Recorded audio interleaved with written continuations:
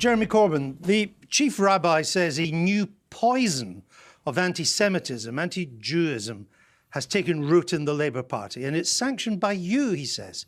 He questions your fit for office. What's your response? I'm looking forward to having a discussion with him because I want to hear why he would say such a thing. So far as I'm concerned, anti-Semitism is not acceptable in any form, anywhere in our society, and obviously certainly not in my party, the Labour Party.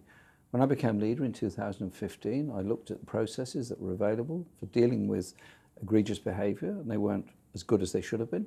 We've developed a much stronger process. We have sanctioned people that have behaved in an anti-Semitic way, removed some from party membership, and indeed even removed people as candidates. And as far as I'm concerned, it's just not acceptable in any form in society. When the far right are rising across Europe, using anti-Semitic tropes in order to intimidate people, then I think we've all got to stand up together on this. But it's not the far right he's worried about. I'm sure he is worried about the far right, but that's not the result of this unprecedented intervention. It's about you and how anti-Semitism rose as a problem in the Labour Party after you became leader. Why? It didn't rise after I became leader. Anti-Semitism enormous. Anti-Semitism is there in society.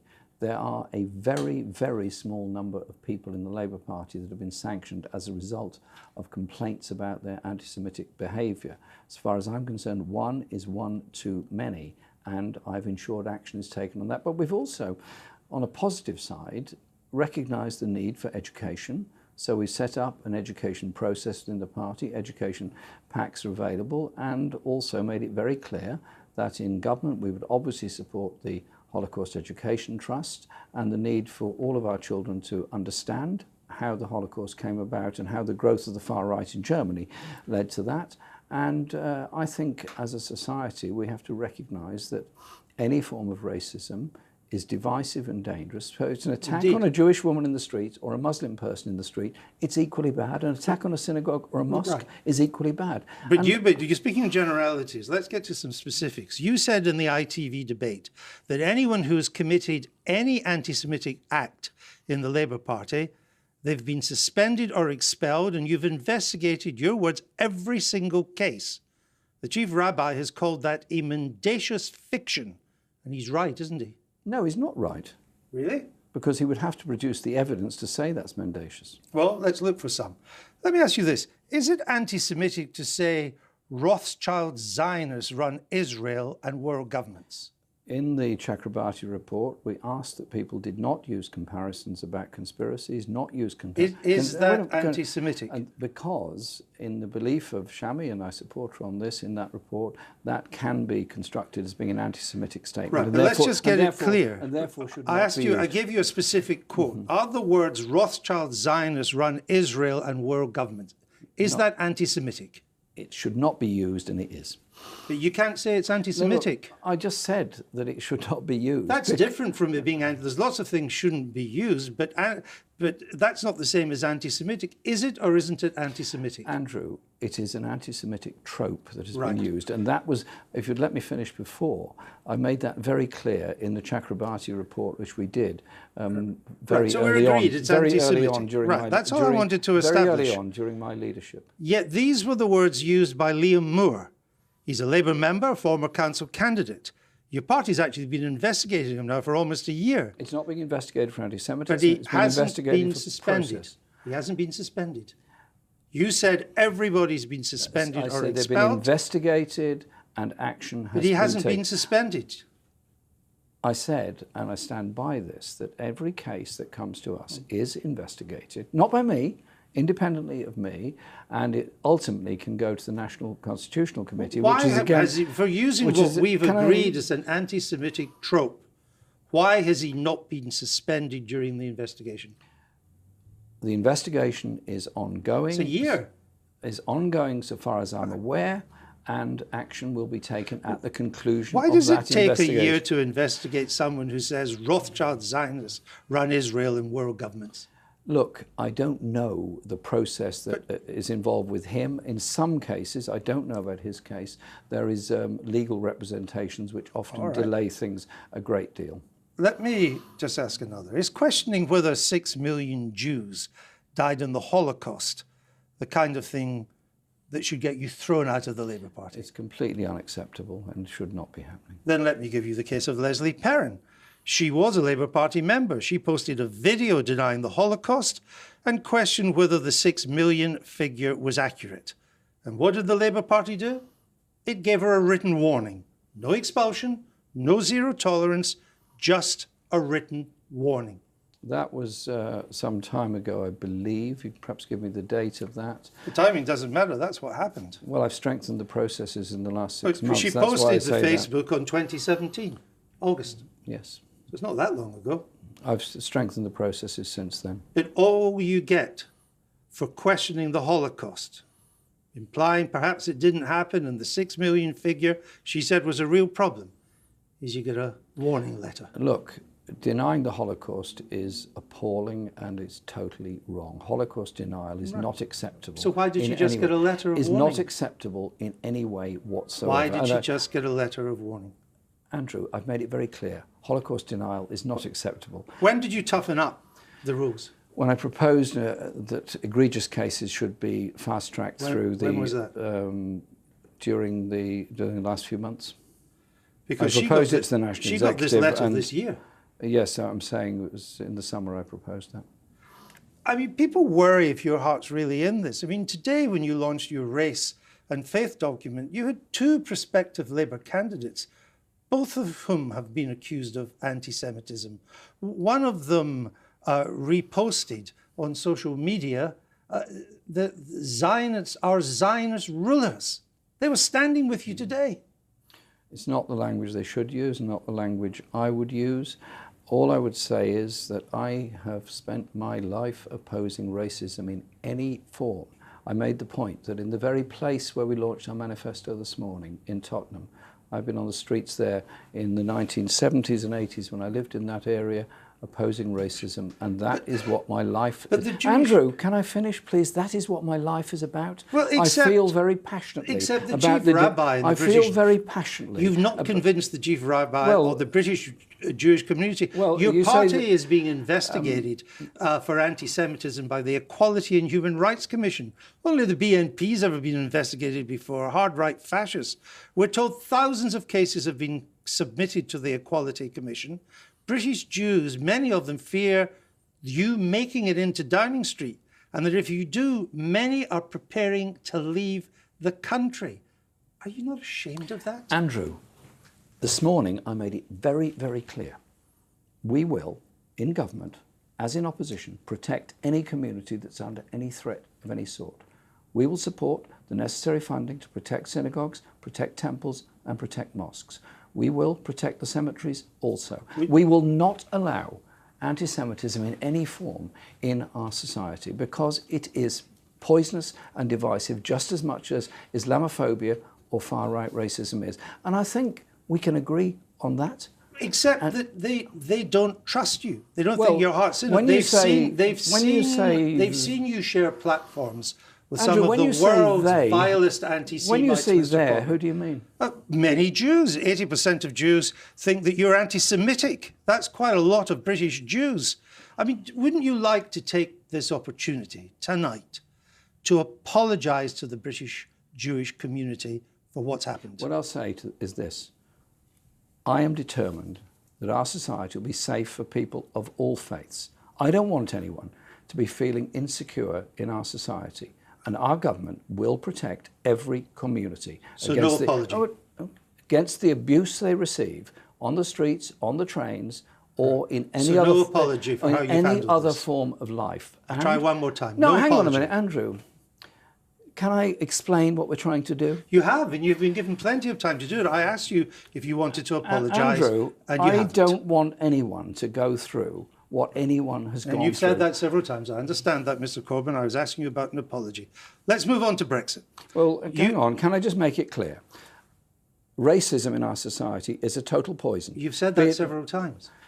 So, we get that. I'm not arguing about that. Be it Islamophobia, anti-Semitism, or any other form of racism. And I want to work with every community to make sure it's eliminated. Right. That is what my whole life has been about. You made that clear, and people will make up their own minds. Let's move on to Brexit. You wanted to negotiate a new Brexit deal with the EU and then put that to the people in another referendum. You say you'd be neutral. So why would the British people want a prime minister that doesn't have a view on what really is the greatest peacetime issue that's faced this country for 70 years? Well, I think the country has become very divided over Brexit since 2016. That's clear. And we can't forever go on debating what happened in the referendum in 2016. People that voted Remain and are living difficult lives, universal credit, private rented, poor lives. Why are you remaining neutral? Can I finish, please? I'm just asking you why you're remaining neutral. I'm trying to explain what our policy is and put those alongside people who live in areas that may well have voted Leave in exactly the same condition. Let's not set one community against the other. And so our party, which represents people who voted both Leave and Remain, has developed a policy. The policy is that within 3 months we'll negotiate a Leave option with the EU, right, which does take us out of membership. And I've said that, Mr. Corbyn. My question was, why are you remaining neutral on the greatest issue of our time? And within 6 months, we'll put that to a referendum. And I've said that too. Why are you remaining neutral? And within 6 months, we'll put that to a referendum of the people of Britain, who will make that decision.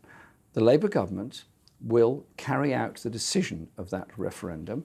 I will be the honest broker that will make sure that the referendum is fair and make sure that the Leave deal is a credible one and the Remain option is alongside it, so that we can actually protect jobs in this country, trade relationships, and crucially protect the Good Friday Agreement, which has done such, has been so effective in Northern Ireland. Even if you got everything that you wanted in this deal, you still wouldn't ask people to vote for it. What I'm saying is that I think it would be the role of the government to say, this is the choice before you, the people of this country, and we'd also make sure that there are spending rules and so on in that referendum. But the government would remain neutral. You're the one to remain neutral. Most of your shadow cabinet is going to campaign to remain. I would be the Prime Minister that would make sure that there was a fair debate and fair discussion, and we'd come to a conclusion at the end of it, and I would carry out the result of that referendum. I understand that. In whatever way it went. What would you do during the referendum campaign? Would you go on holiday? No, I'd be running the government.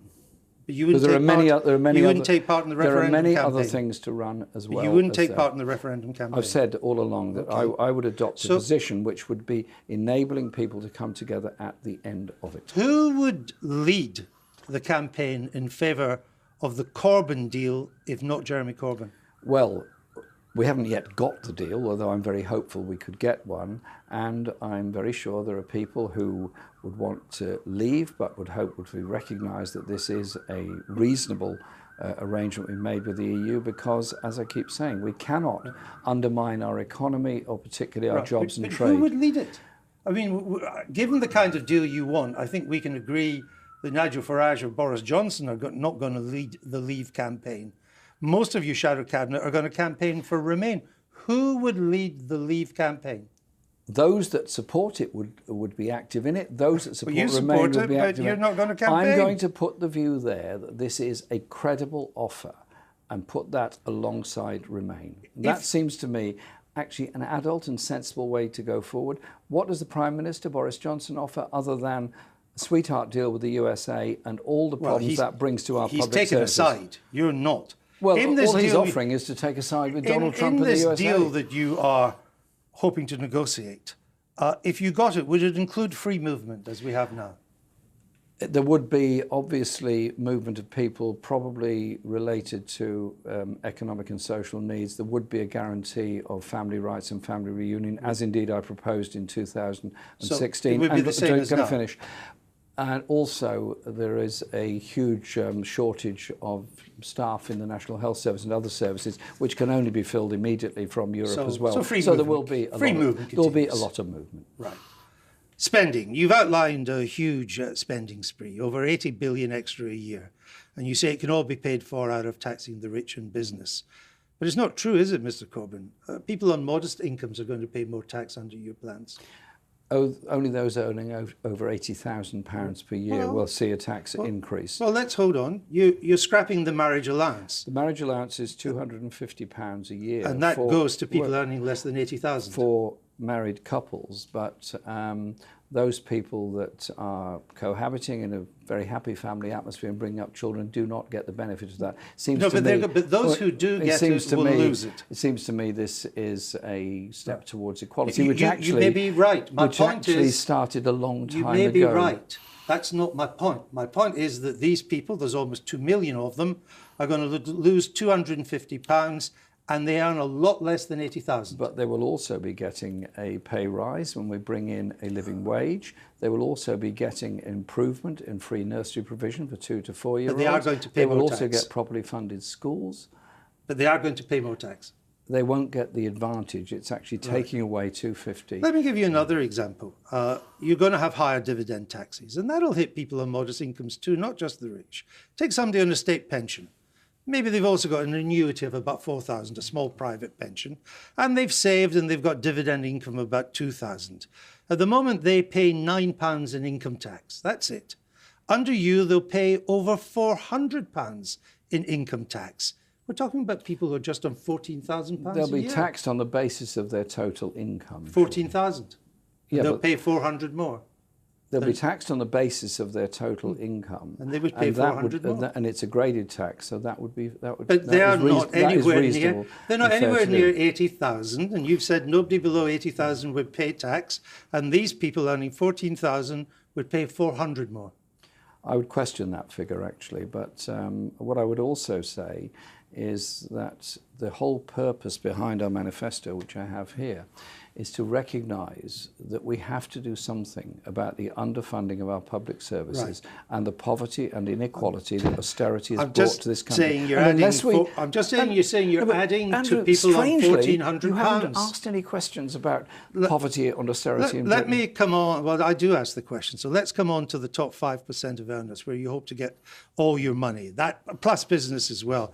You often imply that these top 5%, they actually don't pay much tax at the moment, and you're going to make them do so. What share of income tax revenues do they currently pay?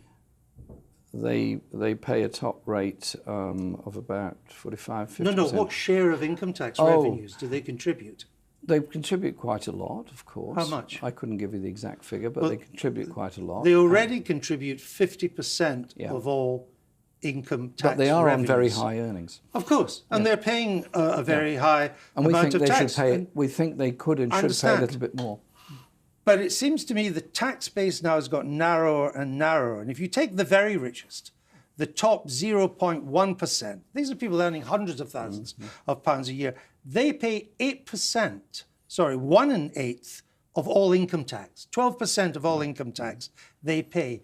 It would only take a small number... But there's corporate taxation as well on top of that. But you're only talking of income tax. I'm only talking income tax. But it would only take a small number of these people to leave the country, and there are only 31,000 of them in 0.1%, your tax base crumbles.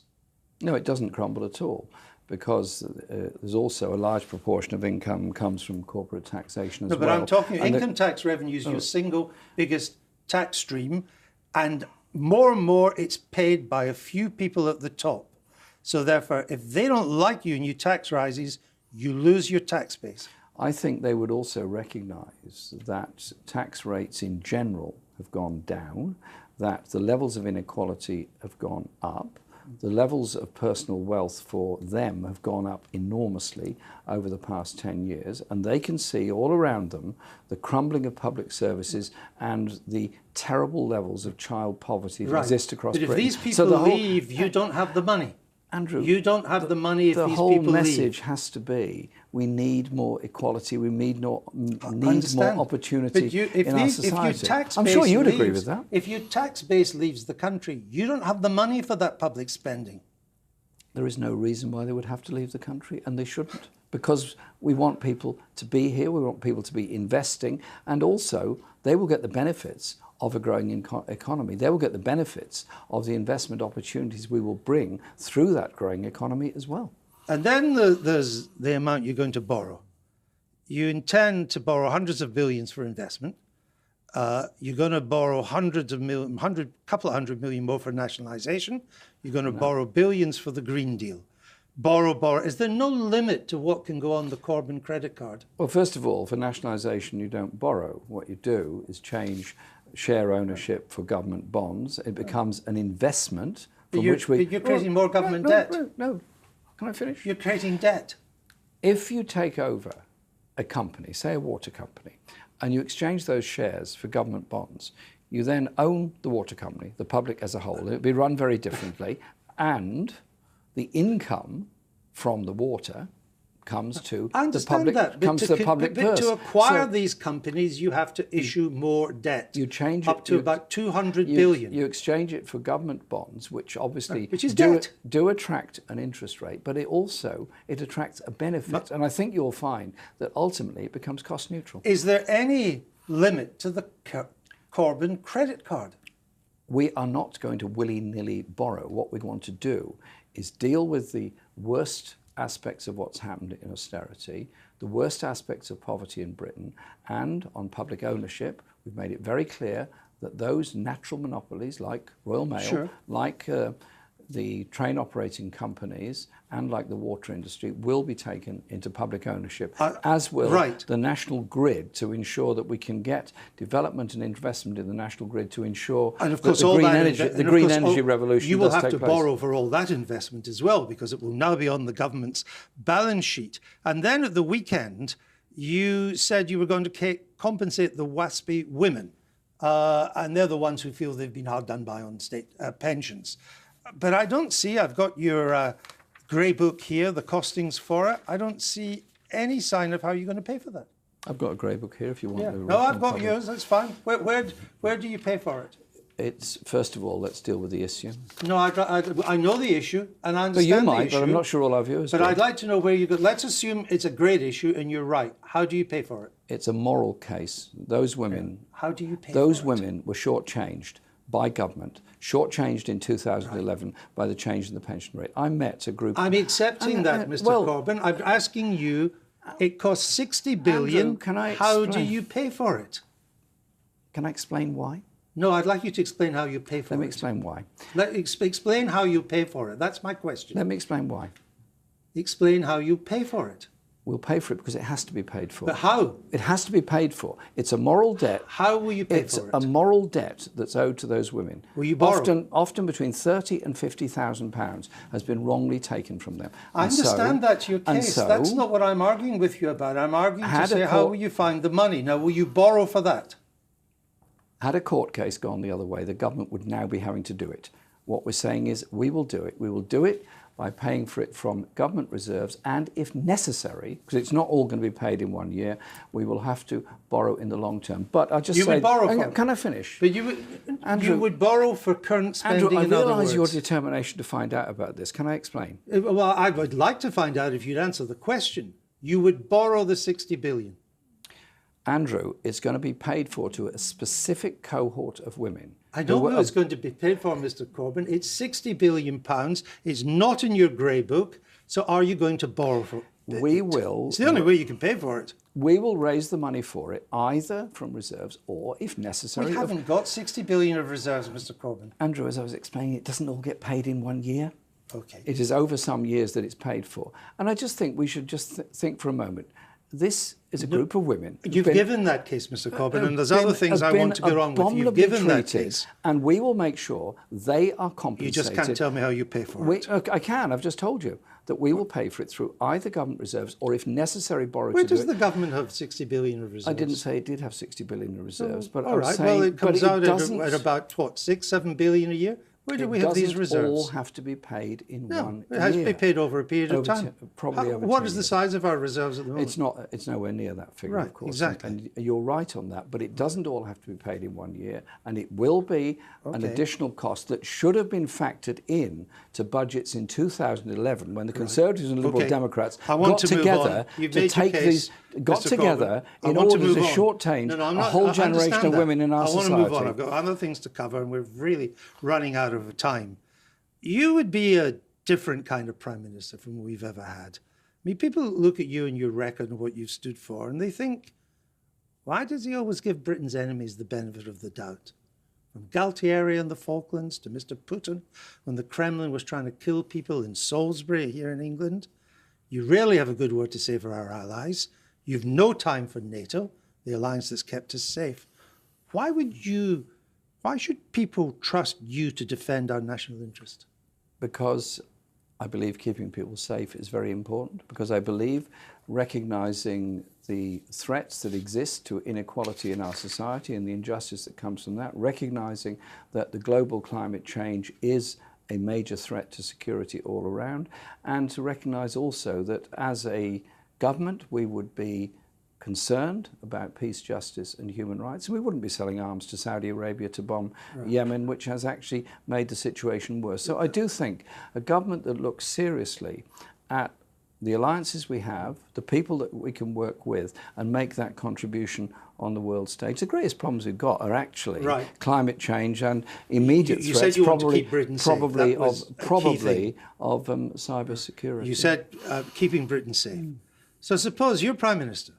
Our intelligence services say that our special forces have located the new leader of ISIS in their sights. We can get him. Do you give the go-ahead to take him? Let's find out what the situation is at that moment in time. And what I've said all along is we practice international law, we stand by and abide by international law, and if it is possible, only if it's possible, then you try to capture that person. But how could you arrest? We're talking about someone who's in hostile territory. This is important because you said you want to keep the country safe, and we're under threat of terrorism.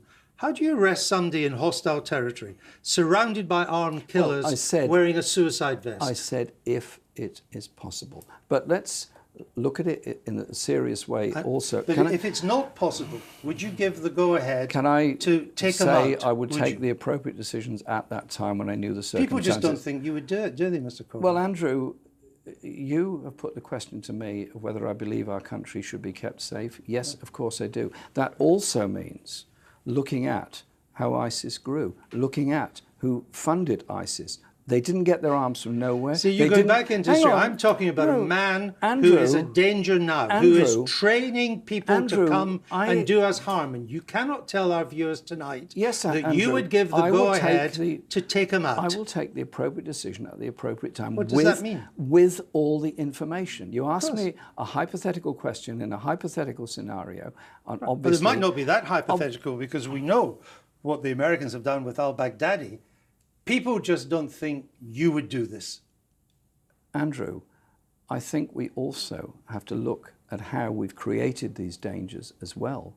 That means the point I just raised. The point I just raised is a very serious one. It doesn't stop him from killing us. Andrew, you have to look to the future as well. That's what I'm doing. You were just looking to the past. This man is planning to send terrorists to this country, but you cannot confirm tonight I would take the appropriate action with the information I got at the appropriate time. But let's not go into hypotheticals of what might happen or might not happen at that moment in time. We're out of time, Mr. Corbyn. I have to stop you there, but you have given your answer. People will make up their minds.